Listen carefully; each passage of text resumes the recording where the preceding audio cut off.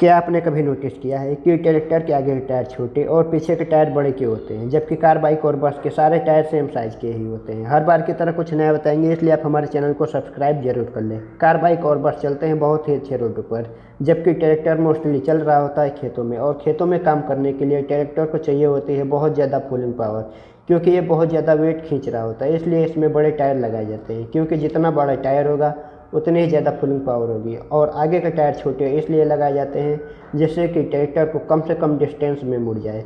और अगर इसमें चारों टायर बड़े लगा दे तो ये आसानी से मुड़ नहीं पाएगा, और अगर चारों टायर छोटे लगा दे तो इसे उतना पावर मिल नहीं पाएगा। इसलिए आगे के टायर छोटे और पीछे के टायर बड़े लगाए जाते हैं।